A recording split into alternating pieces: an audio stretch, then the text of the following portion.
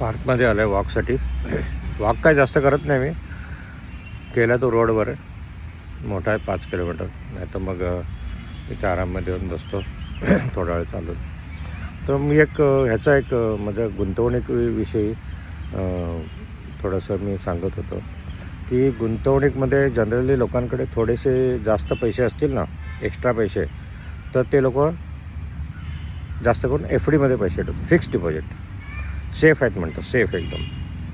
तर एफ डीवर इंटरेस्ट किती मिळतो? 7%, मॅक्झिमम 8%, 8.5%. त्याच्यावर 10% असेल तर म्हणून डेंजर आहे ते. त्याच्यावर एवढं कोण देऊ शकत नाही हल्ली, कारण तो लोन आणि ह्याचं जे प्रपोर्शन आहे त्याच्यामध्ये ते बसत नाही. तर मग एफ डीमध्ये एकदा पैसे ठेवले की लोक 1 वर्ष, 3 वर्ष, 5 वर्ष जो काय पिरियड असेल त्याच्यामध्ये ते विसरून जातात.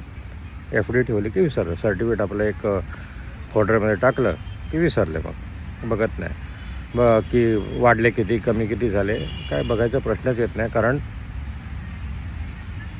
काय वाढणारच नाही, कमी पण होणार नाही, वाढणार पण नाही, माहिती असतं त्यांना.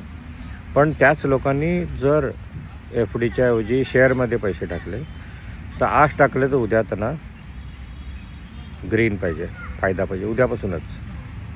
थोडा जरी रेड दिसला तरी मग ज्यांनी ॲडवाईस दिला तो गेला कामातून. मग दुसऱ्या दिवशी जरी रेड दिसला, अरे माझं नुकसान झालं बघा असं करतात. तर तुम्ही एफ डीमध्ये तर 1 वर्ष, 3 वर्षाचं वाट बघायची तयारी असतात, पेशन्स असेल, तर मग इथे का नाही? दुसऱ्या दिवशी होईल पण ग्रीन, काय सांगू नाही शकत. पण काय मार्केट आहे, त्याच्यावर आपल्या हातात काय नसतं.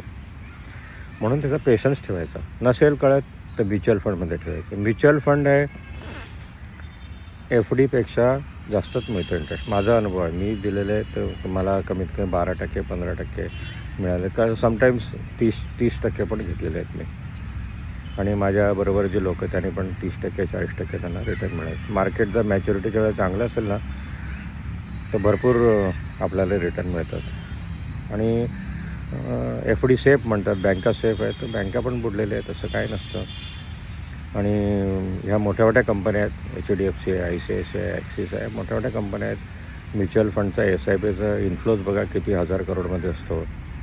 तर हे बुडणं हे सगळं बोलणं हे बरोबर नाही, म्हणजे व्यावहारिक नाही आहे.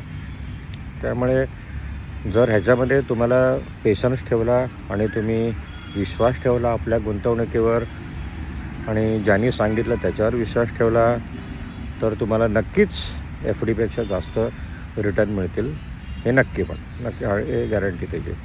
फक्त पेशन्स ठेवा, विश्वास ठेवा, योग्य मार्गदर्शन घेऊन जर गुंतवणूक केली ना तर एफ डीपेक्षा जास्त मिळणार तुम्हाला याचे. त्यामुळे जे नाही ठेवत त्यांनी हे विचार करायला पाहिजे.